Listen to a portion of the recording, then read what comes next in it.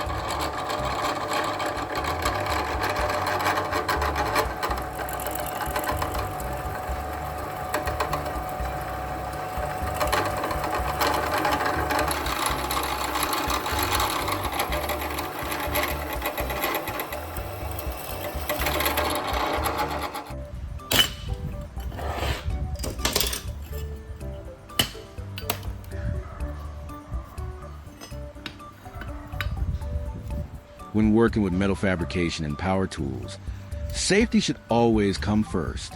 Be sure to wear proper protective equipment, including safety glasses, gloves, a dust mask, and any other necessary gear before starting work. A little preparation and caution can go a long way in preventing accidents and helping you work more safely and efficiently.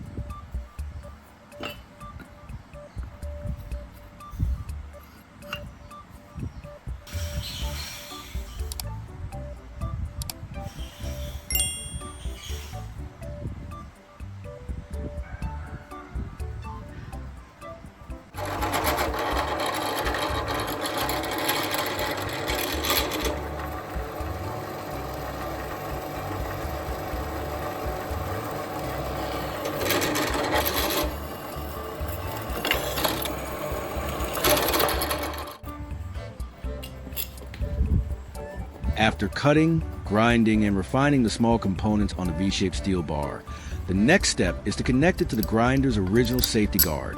This will serve as a foundation of the entire mechanism, determining both its strength and stability.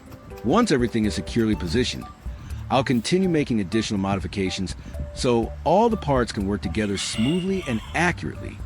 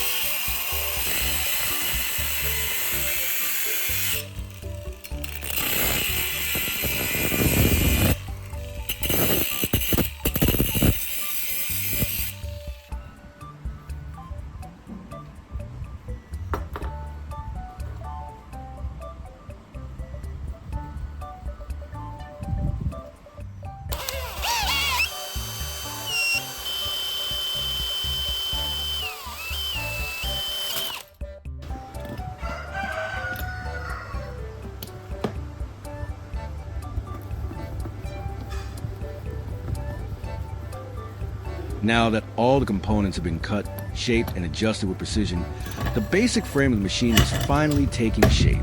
However, to get the most out of this tool and achieve even more consistent cutting performance, a few important adjustments still need to be made. Keep watching to see how this machine evolves through the final stages of the build.